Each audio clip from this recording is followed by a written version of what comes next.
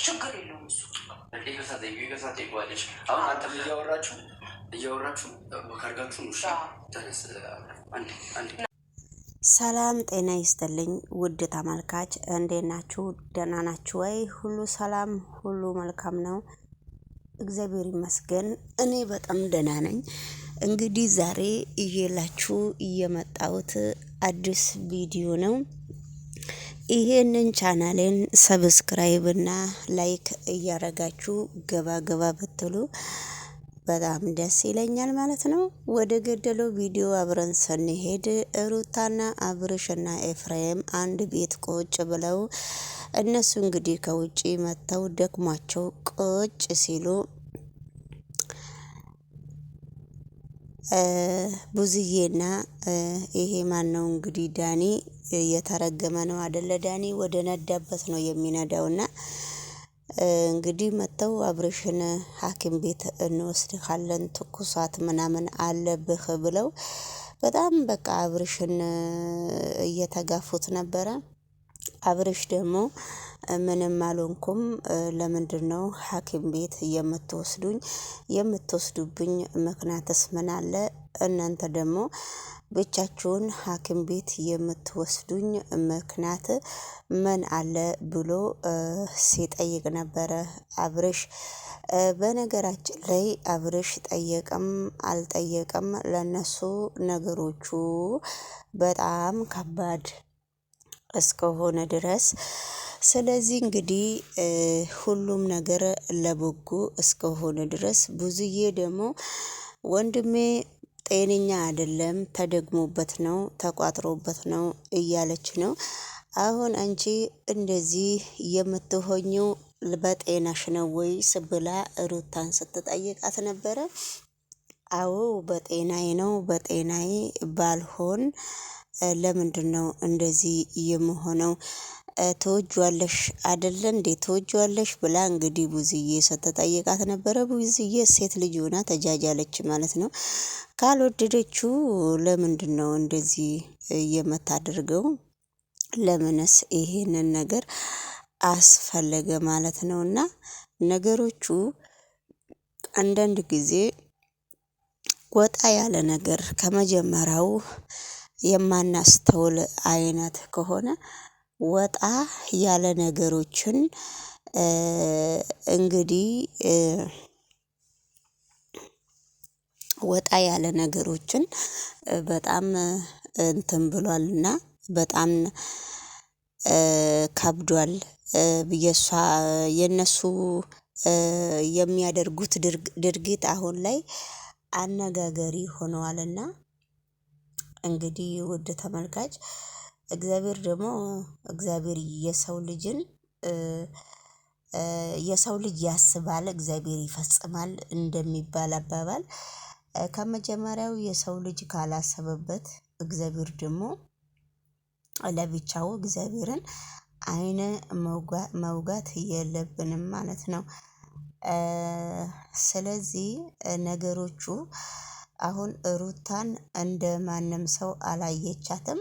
ሩታን ብዙዬ በጣም አቆሽሻታለች። አንደኛ ደረጃ ውስጥ ስለገባው ነው ብላ ነው መሰለኝ። ሩታ ደግሞ በጣም አብርሽ ላይ እየተጠመጠመባት ነው። ነገር ግን ነገሮቹ በጣም ከባድ ነው። ስለዚህ እንግዲህ ነገሮቹ ከባድ ቢሆንም ፈተና የሚመጣ ፈተና ሁሉ እንወጣለን ብለው ነው የገቡበት። እንግዲህ አብረን የነሱን ጉድ የሚያደርጉትን ነገር አብረን እንከታተልና ምን እንደምንል ምን እንደሚባል አብረን እናያለን ማለት ነውና ብዙዬ ደግሞ አካበደችው ነገሮቹን። እንግዲህ አንተ ኤፍሬም መተንፈስም አይችልም። ኤፍሬም ምንም ነገርም መናገርም እንደማይችል በደንብ እያሳየችው ነው ማለት ነውና ነገሮቹ በጣም ከባድ ነው። ስለዚህ እንግዲህ ውድ ተመልካች እናንተም ያለ ፍርድ አትፍረዱ። ከመጀመሪያውንም የነሱ ትዳር ሄርሜላ ነች የበጠበጠችው። አሁን ብዙዬም ትልቅ ጥፋት እንደ ሰውኛ እያየነባት ነው። አብርሽ ባለፈው ቪዲዮ የራቁቱን ቪዲዮ ቀርጻው እንደዛ ስታረግ ዳኒ ለምን አሳየች ነው። አሁን ደግሞ እሷ ከዳኒ ጋራ በጣም ፒስ ሆነች ማለት ነው። ከዳኒ ጋራ በጣም ፒስ ሆነች።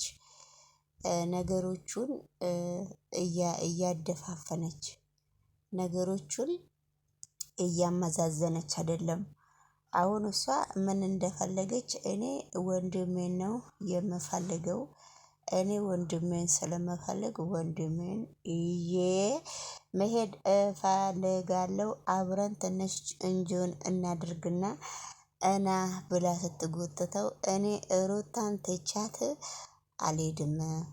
ሩታን አንገቴ ይቆረጣታል እንጂ ወይዘሮ ሩታን ትቻት አልሄድም። ሩታ ደግሞ ለምንድነው እንደዚህ ሩታን የምትቆጧት? ምክንያታችሁ ምንድነው? የእናንተ ምክንያት ምንድነው?